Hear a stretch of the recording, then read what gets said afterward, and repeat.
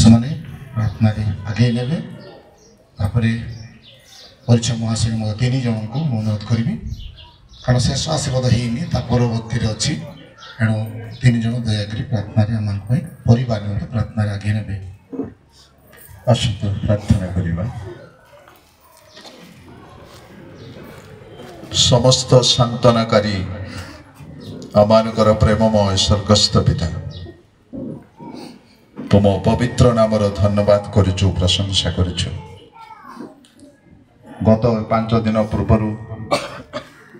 तुमर प्रिय दास स्वर्गत बेंजामिन पाल को तुम्हें तुम राज्य को स्थानांतरित करिछ। आज रसको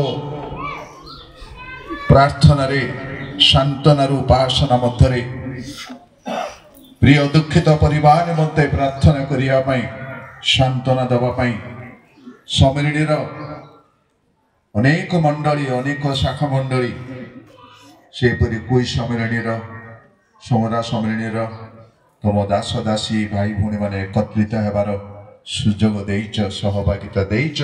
एथिपाई धन्यवाद दउछु।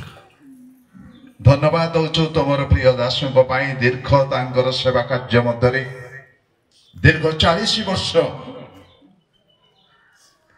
एक सुदीर्घ यात्रा से समाप्त करिसंती। कम बयस रे तुम्हें तांको आह्वान कल, आम मंडलीर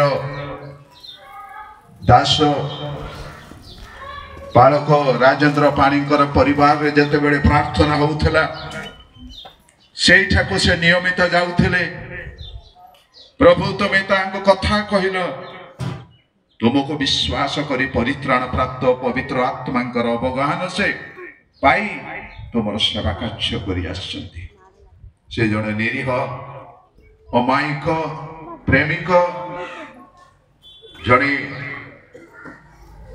मिष्टभाषी मेड़ापी लोक से जगत रे नाहांती।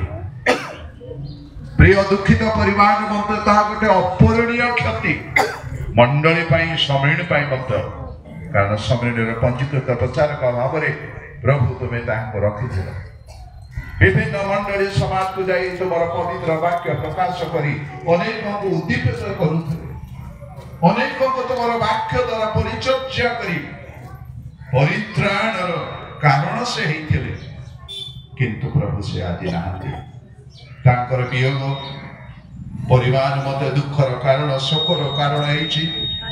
तथापि तुम दासी निमंते प्रिय भौणी निमंते प्रार्थना करिछु। परिवार को मध्य तुम्हें दया कर, सेमानकर आखिर लुह तुम्हें पुछि दियो प्रभु। कारण याकूब जोसेफ एई कथा कहिले, मो मरु अछि किंतु सदा प्रभु तुम मानकर तत्वावधान करिबे। प्रभु आमने प्रार्थना करिछु, तुम्हें ही परिवार तत्वावधान करी भरण पोषण करी जत्न तत्व नहीं जागतिक पारमार्थिक भाव में तुमर अनुग्रह तुम्हें दियो। तुम दासंकर आत्मा को तुम्हें ग्रहण करिछ, से तुम सम्मुखरे तुम सहित अछंती।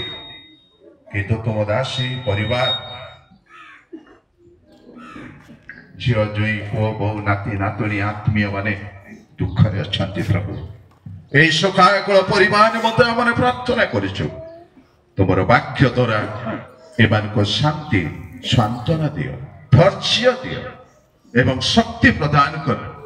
तुमर निजर शांति, तुम निजर सांत्वनार वाक्य दे, भरोसार वाक्य दे, तुम राज्य पाई परिवार को तुम्हें अग्रसर हेबा पाई दियो। प्रभु तुम दासी परिवार को तुम हाथ रे आमने समर्पण करिछु।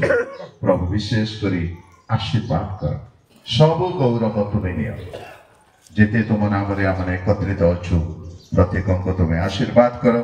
तुम दासंकर से ख्रीष्टीय आदर्श गुण रे परिवार एवं आमे माने अनुप्राणित हेबा पाई तुम्हें अनुग्रह कर।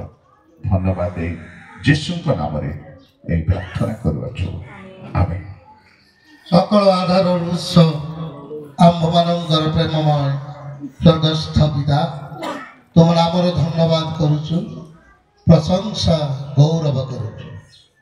प्रभु प्रिय दास को तुम मंगलमय इच्छा अनुसार तुम कोल को डाकी नहीं जगत में कौन सी मनुष्य जन्म ग्रहण करनी कहीं प्रश्न पचार कारण परमेश्वर जहाँ बंका करती किए ता सड़क करे विशेषकर प्रार्थना करेदन कर प्रिय दास ग्रामे नगर सहरे कोणे कोणे तुम सुसमाचार वितरण करेक हजार आत्मा मान लाभ कर प्रार्थना करदन कर महादिन प्रिय दास को तुम धार्मिकता मुकुट भूषित कर पुणी प्रार्थना करेदन कर ज्ञान दिया बुद्धि दिया जन्मदिन अपेक्षा मरण दिन केमंत विश्वासी मान निमंते बहुमूल्य ता बुझापी आम समस्त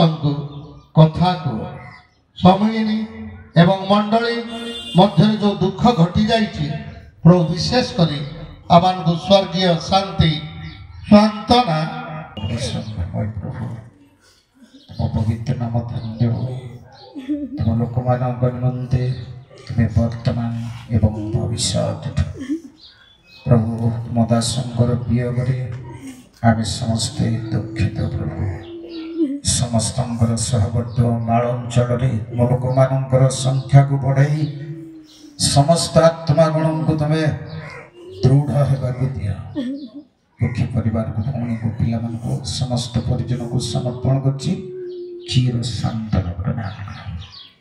शोक सभा आयोजन कर स्थानीय मंडली भाई भाई को प्रत्याशीर्वाद प्रभु जी तुम दास दासी मान पदार्पण हो समस्त पदार्पण परिवार निमंते आशीर्वाद पदार्पण हो प्रभु ईश्वर नाम प्रार्थना करें आमेन।